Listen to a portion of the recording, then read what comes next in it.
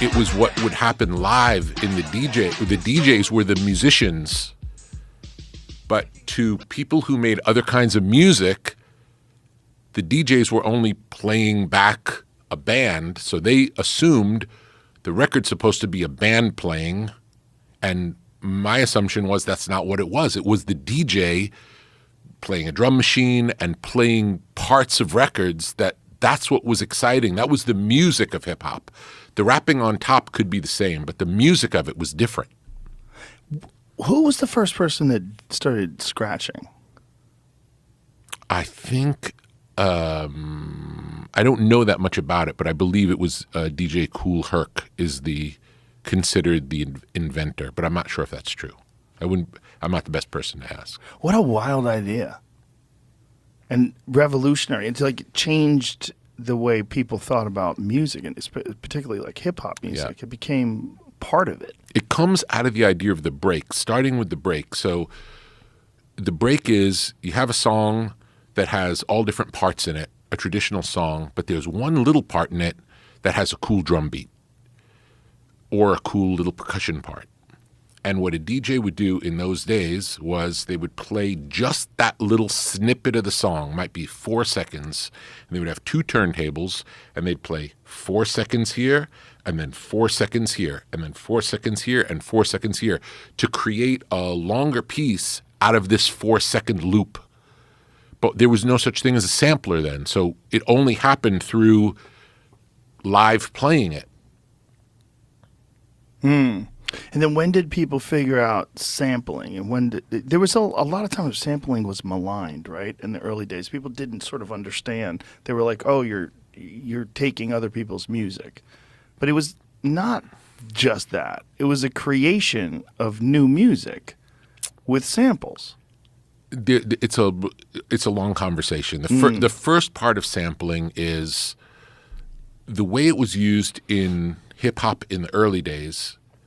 So I was saying we would use a snippet of a record, and then sometimes we would even create a tape loop. So you would take a little piece of music on tape, and then have it come back around, and you'd edit it and splice it. And there's at least one song on the first Beastie Boys album that uses that technique. But it was about extending these pieces of music to create something new. And hip-hop from the beginning was always a form of montage. It was finding things and making something new out of it. It wasn't finding things to make it sound like it sounded. It was finding something and changing it into something new. That's what was exciting about it. And this montage process is the basis of hip-hop, and up until the time of It's Yours, we didn't really hear it on the records because people still were making records using traditional methods, non-hip-hop methods. Did you get a sense, like, while this was all happening, of how this is like a completely new music genre? This is a whole new music scene. Like, it must have been very exciting. It was, being part of it was very exciting, and loving it was exciting, and there was a disconnect between that and the outside world. Because the outside world didn't even recognize it as music, much less something that was good, that could be good. It was viewed as this other thing, not music. Other thing. Yeah, that's how it was described. I can remember being in once Def Jam happened and we started having a lot of success putting out music, and I'm still probably at NYU.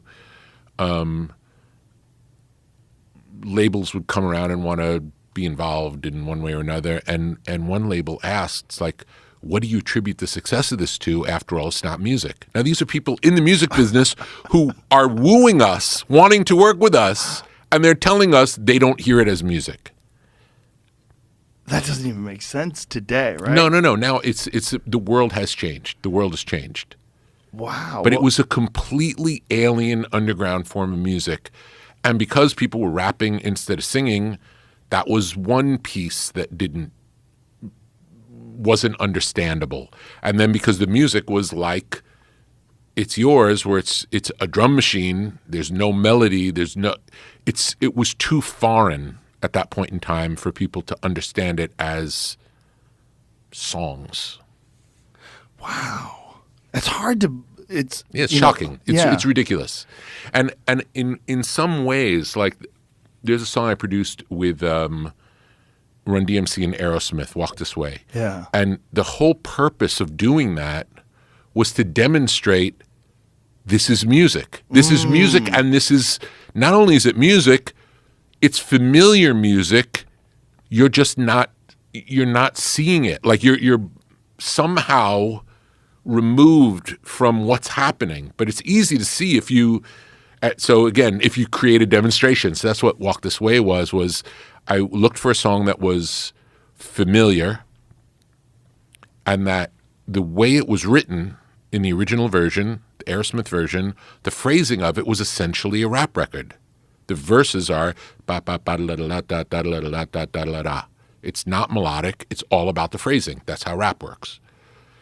And the beat, the intro, psst, tat, boom, boom, boom, tat, was already a known breakbeat in the hip hop world. They had never heard in Hip Hop Club. No one had heard of Aerosmith. No one had heard of "Walk This Way," but they knew the Toys in the Attic break, which was just that beat, not the song. Wow. Yeah. Well, let's listen to that. Can we play the intro? The intro to Aerosmith's "Walk This Way."